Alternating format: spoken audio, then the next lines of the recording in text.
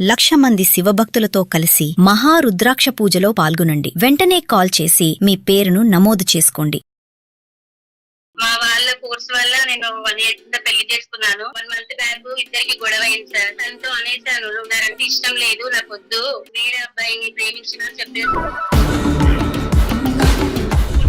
బయటికి తీసుకెళ్ళాను సార్. తీసుకెళ్తే ఆ అబ్బాయి కూడా అక్కడికి తీసుకొచ్చిండు. అబ్బాయి ఇష్టపడ్డావు కదా, ఆ అబ్బాయికి ఇచ్చి నేను నీకు పెళ్లి చేస్తాను. ఇష్టపడ్డ అబ్బాయికి నిన్ను చేసుకోవడానికి రెడీయేనా? రెడీగానే ఉంటారు. నా మనసులో వేరే వాడు ఉన్నాడంటే ఏ మగాడే, ఎంత బంగారమైన మగాడైనా ఎందుకు ఒప్పుకుంటాడు? ప్లీజ్ సార్, మీరు ఎలాగైనా సరే కానీ నాకు కావాలి సార్. హలో, నేను చెప్పాగా నీ లైఫ్ నువ్వు చూసుకో, నీ చాయిస్ నువ్వు చూసుకో అని చెప్పి. మీరు తప్ప నాకు ఇంకా వేరే ప్రపంచం లేదండి. ఆల్రెడీ నీ మెంటల్ కండిషన్ బాగోట్లేదు, నువ్వు ఇప్పుడు మాట్లాడేది మళ్ళీ తర్వాత ఉండలేదు, రేపు మాట్లాడేది ఉండట్లేదు.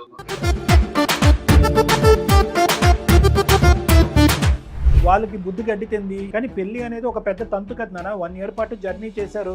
అందరూ వచ్చి చేసినటువంటి ఒక తంతుకి రేపు మీరు పెళ్లి చేసుకోండి అంటే అదేం లెక్క? నువ్వు ఆమె లవర్ తో కలుపుతాను, అయినా సరే ఆమెకి ఇంకా ప్రాబ్లం అని నాకైతే ఇప్పటికీ అర్థం కావట్లేదు. ఆమె హ్యాపీగా ఉండదు, నేను హ్యాపీగా ఉంటాను. అప్పుడు లవ్ చేసిన అతను కూడా హ్యాపీగా ఉండట్లేదు.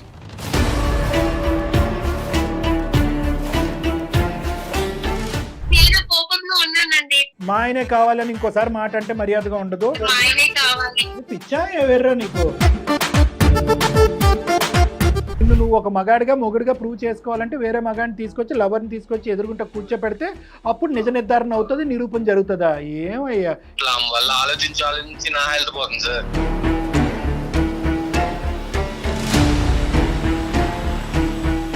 మీ ఆయన తీసుకురాలేదు, రేపొద్దున ఇంకో గొడవ అయింది నీకు మీ ఆయనకి మధ్యన, అప్పుడు ఈ ఇంట్లోనే ఉంటామని గ్యారంటీ ఏంటి? మీరే ఎలాగైనా ఆమెకు అర్థమయ్యేటట్టు చెప్పండి సార్ కొంచెం. అదే చేస్తున్నావు బాబు ఇందాక నుంచి. ఆవిడకి మా ఆయన కావాలనే పాట తప్ప ఇంకొకటి అర్థం కావట్లేదు ఆవిడకి. ఇప్పటికి కూడా నువ్వే కావాలి అనే మాట మీద మనం ఇప్పుడు ఓటు వేయలేమంటావు. అవును సార్, ఫైనల్లీ ఆమె హ్యాపీగా ఉంటే నాకు కావాలి సార్, అదే ముఖ్యం.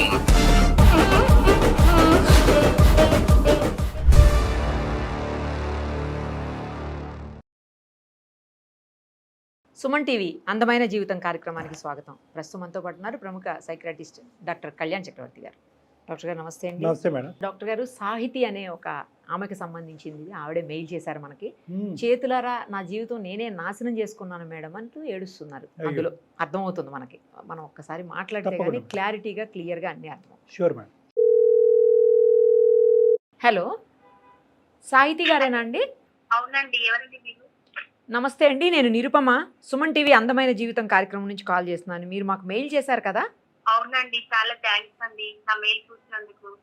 మనతో పాటు డాక్టర్ కళ్యాణ్ చక్రవర్తి గారు కూడా ఉన్నారు. ఒక్కసారి అసలు ఏం జరిగిందో చెప్తే మీకు ఏమన్నా సొల్యూషన్ ఇచ్చేదానికి ట్రై చేస్తాం. చెప్పండి సాహితీ గారు. నమస్తే అమ్మా.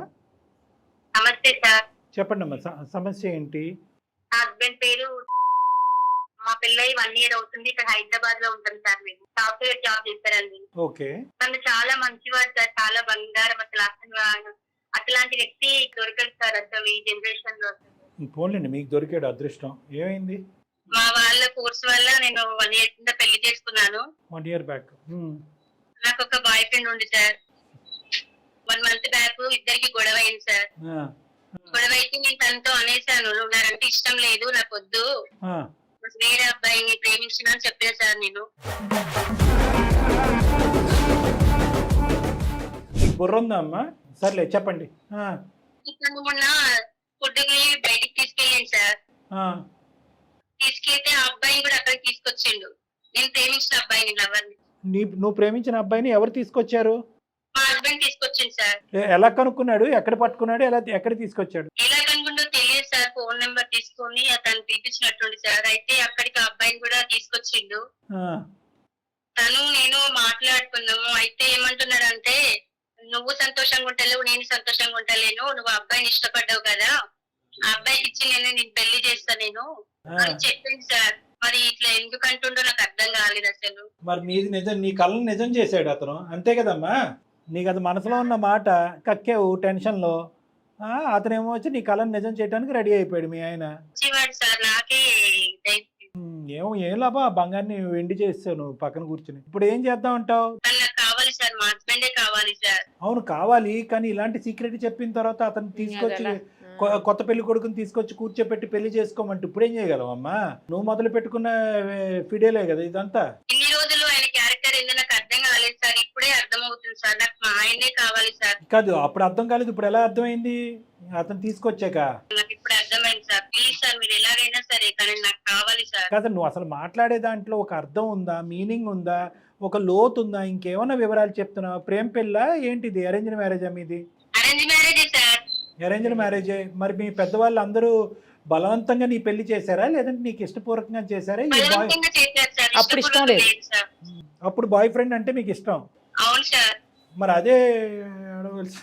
ఇప్పుడు పెళ్ళయి సంవత్సరం అయిన తర్వాత మీరిద్దరేదో ఒక చిన్నపాటి గొడవ పడేటప్పటికి నా మనసులో వేరే వాడు ఉన్నాడంటే ఏ మగాడు, ఎంత బంగారమైన మగాడైనా ఎందుకు ఒప్పుకుంటాడు? యాక్సెప్ట్ చేస్తారు. ఎందుకు యాక్సెప్ట్ చేస్తారు మేడం? అవును సార్, కరెక్ట్. మీ ఆయన అనుకోవటం లాంటిలో తప్పే ఉంది. వేరే అబ్బాయిని ఇచ్చి పెళ్లి చేసినప్పుడే మా ఆయన మనసు ఏంటో అర్థమైంది సార్. అంటే అందుకే నువ్వు నాకు రెడీ మా ఆయనే అయిపోయావా? కావాలి. దాకా తెలిసింది. కాదు నువ్వు రెడీ అమ్మా? లేదు సార్, నాకు నా భర్తే కావాలి.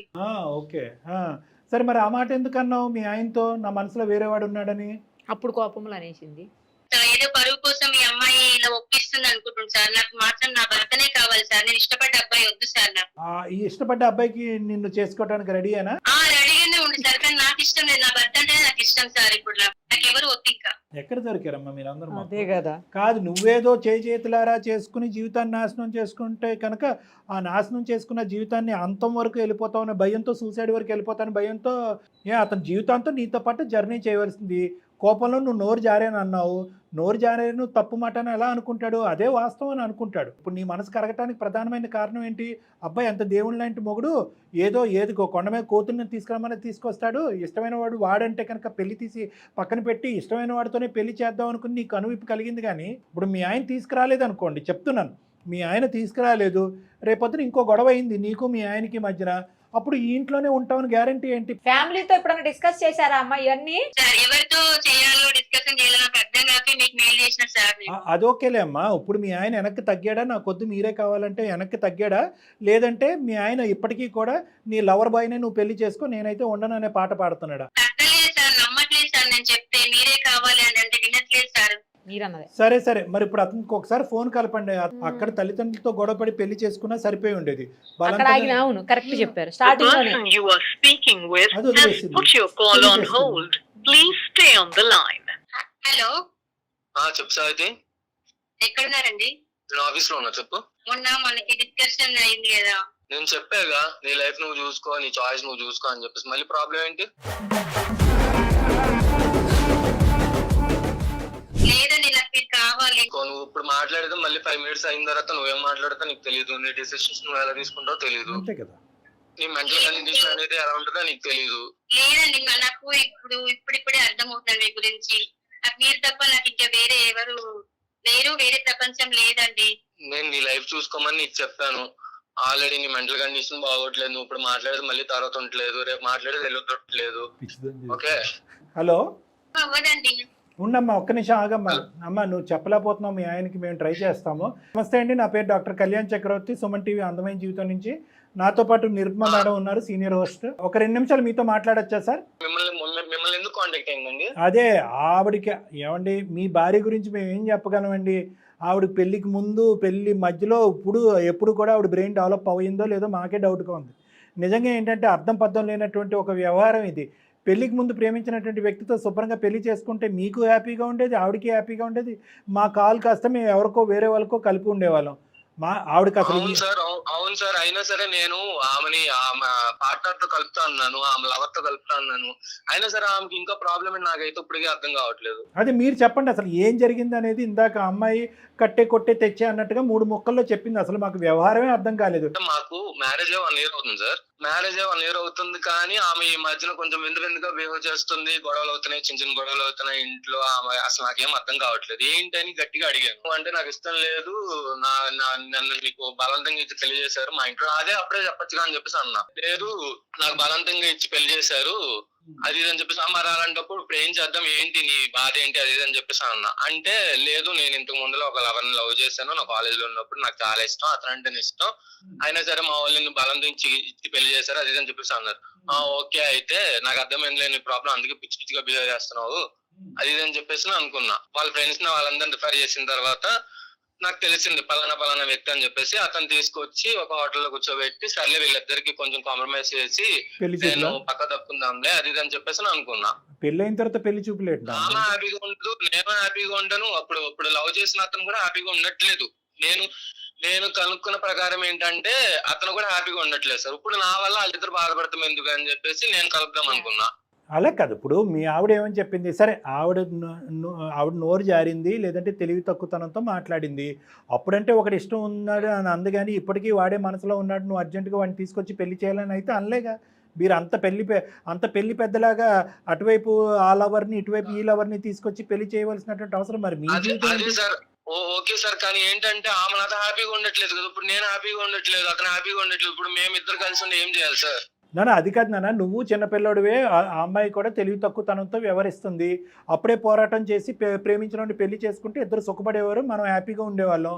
వాళ్ళకి బుద్ధి గడ్డితింది, ఇంతవరకు వచ్చారు. కానీ పెళ్లి అనేది ఒక పెద్ద తంతు కదా నాన్న. 1 year పాటు జర్నీ చేశారు. పెళ్లి అనే ప్రయాణంలో అటు పెద్దలు ఇటు పెద్దలు వచ్చి అందరూ వచ్చి చేసినటువంటి ఒక తంతుకి సింపుల్గా నువ్వు ఇద్దరిని తీసుకొచ్చి ఒక హోటల్లో కూర్చోబెట్టి పెళ్లి చూపులు చేసి రేపు మీరు పెళ్లి చేసుకోండి అంటే అదేం లెక్క? నీ జీవితానికి సమాధానం మీరు చెప్పింది బాగా ఉంది, కానీ 1 year నుంచి ఉంటున్నామనే పేరుగా కానీ మేము కలిసి అయితే సరిగ్గా ఉండట్లేదు సార్. శారీరకంగా మానసికంగా అసలు మేమైతే సరిగ్గా అయితే ఉండట్లేదు సార్. అంటే అదే ప్రాబ్లం. ఆ ప్రాబ్లం వల్లే నేను ఇది క్లియర్ చేద్దాము, రెక్టిఫై చేద్దాము అని చెప్పేసి నేను ఇది చేశాను తప్ప. నువ్వు ఉండమ్మా, ఇంకా అక్కడి నుంచి అదే పాట మీరే కావాలి అదేమన్నా ఐస్ క్రీమా కావాలి అలా కాదు, ఉండండి, ఆగండి. మీరే కావాలంటే ఈ బుద్ధి ఉండాలి. ఇప్పుడు బుద్ధి సార్ మీకు ఇంకో పాయింట్ చెప్పాలంటే ఆమె ఒక్కోసారి ఏం ఆలోచిస్తుందంటే వాళ్ళ ఇంట్లో పరువు కోసం ఆలోచిస్తుందేమో అని నేను అనుకుంటున్నా సార్. లేదండి, లేదు, నాకు మీరు కావాలి ప్లీజ్ అండి. మరి అలాంటప్పుడు నా దగ్గర ఆ విషయం ఎత్తకూడదు కదా, నేను వేరే వాళ్ళని లవ్ చేస్తున్నా అది ఇది అని చెప్పేసి. ఇప్పుడు నా మెంటల్ కండిషన్ స్టెబిలిటీ ఉంటుంది తర్వాత. అవును, నేను కోపంలో ఉన్నానండి, ప్లీజ్ మీరు చెప్ప, నాకు వేరే ఎవరు వద్దండి, నాకు కావాలి మీరు ప్లీజ్ అండి. నువ్వు కోపంగా అన్నా ఏమన్నా సరే, నా మెంటల్ స్టెబిలిటీ లేదు, నాకు కొంచెం హార్ట్ ఫీలింగ్స్ ఉంటాయి కదా. ఇప్పుడు నువ్వు వేరే లవ్ చేస్తున్నావు అంటే నా దగ్గరకు వచ్చి ఎలా ఉంటావు? ఇప్పుడు ఆ అమ్మాయి ఒకటే మాట అంటుంది, నా తప్పు నేను తెలుసుకున్నాను, నువ్వే కావాలి. ఈ పాట తప్ప అదే చెప్తున్నా కదా సార్, ఆమె మెంటల్ కండిషన్ బాగట్లేదు సార్. ఇప్పుడు మీ దగ్గర ఎలా ఉంటుంది, మళ్ళీ రేపొద్దు మళ్ళీ వేరేగా ఉంటుందేమో, ఆవిడకని తెలుసు సార్. అదే నాన్న, నాకు తన మెంటల్ కండిషన్ అంటాను అనను, మీరే కావాలి అనే 2-3 పదాలు కాసేపు ఆపును. ఒకే క్వశ్చన్ కి ఆ అమ్మాయి సమాధానం చెప్తే కనుక నీకు నాకు నిరుపమ మేడంకి అందరికీ ఒక క్లారిటీ వస్తుంది. ఒకే ఒక ప్రశ్నకి ఏంటంటే, నాకు ఇష్టమైనటువంటి వ్యక్తి పెళ్లి చూపులు చూసిన తర్వాత అప్పటి వరకు మీరెవరు ఏంటి అనేటటువంటిది రకరకాల ప్రశ్నలు వచ్చినాయి, మీరుతో గొడవలు పడుతుంది, మీకు అసలు సంతోషం సుఖం ఆనందం అనేటటువంటిది సంవత్సరం బట్టి లేవు. ఎప్పుడైతే హోటల్లో పెళ్లి చూపులు చూసారో, మీరు దగ్గరుండి వీళ్ళిద్దరిని ఎదురుబెదురు కూర్చోబెట్టారో, అప్పటి నుంచి నువ్వు రాముడు దేవుడు బీవుడు అయిపోయావు. బంగారం కావాలి అంటుంది. ఏం చూసింది అంత గొప్పతనం మీలో? అంటే కేవలం విడిపోయినటువంటి ప్రేమికుల్ని కలిపినటువంటి ఒక గొప్ప వ్యక్తిగా నిన్ను చూడటం వల్ల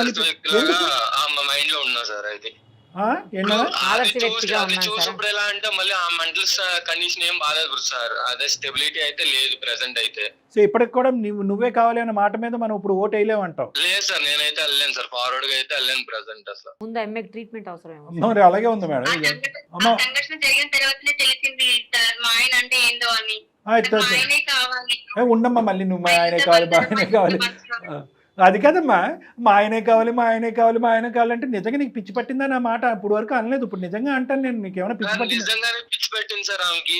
ఆమె ఇంట్లో కూడా పిచ్చిగా బిహేవ్ చేస్తుంది సార్. అందుకే నాకు కొంచెం మైండ్ కూడా స్టెబిలిటీ ఉంటుంది. ఆమె వల్ల ఆలోచించి నా హెల్త్ పోతుంది సార్. ఇప్పుడు ఇది జరగకపోతే అప్పుడు ఏమనేదాన్ని మీ ఆయన గురించి? నువ్వు ఒక మొగుడిగా ప్రూవ్ చేసుకోవాలంటే వేరే మగాడిని తీసుకొచ్చి, లవర్ని తీసుకొచ్చి ఎదురుకుంటా కూర్చోపెడితే అప్పుడు నిజ నిర్ధారణ అవుతుంది, నిరూపణ జరుగుతుందా? ఏమయ్యా, ఇది సీరియస్ ఎపిసోడా, కామెడీ ఎపిసోడా?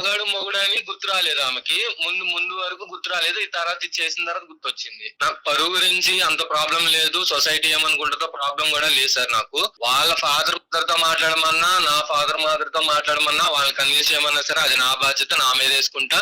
ఒకవేళ నాకే ఇష్టం లేదని చెప్తాను ఆమంటే, ఓకేనా? నాకు ఆమె వద్దు సార్, నాకైతే నా వల్ల కాదు, సొసైటీ ఏమనుకుంటుంది అన్నది కూడా నాకు అవసరం లేదు సార్. ఏదో విధంగా పెళ్లిలోంచి అయితే బయటపడాలి నేను. దాని గురించి ఆ అమ్మాయి మీద అయితే నింద పడకుండా కాపాడుకుంటాను. నాకే ఆ అమ్మాయితో పడట్లేదు, ఆ అమ్మాయి అంటే ఇష్టం లేదు, కుదరట్లేదు కాబట్టి విడాకులు తీసుకుంటాం అని చెప్తావు. ఇటువైపు కానీ అటువైపు. అవును సార్, ఫైనల్లీ ఆమె హ్యాపీగా ఉంటే నాకు కావాలి సార్, అదే ముఖ్యం నాకు. ఎంత మంచోడమ్మా. అదే కదా, అందుకే పదే ఆయనే కావాలంటాం సార్. అంత మంచోడు అబ్బాయి. ఈ అమ్మాయి పిచ్చిదానిలో వ్యవహరిస్తుంది. ఏంటమ్మా? ఆయన తప్పి నేను ఇంకెవరి జీవితం నాకు వద్దు సార్. ఎవరు అమ్మా, మీ ఆయన నీకు కావాలి కానీ మీ ఆయనకి నువ్వు వద్దే.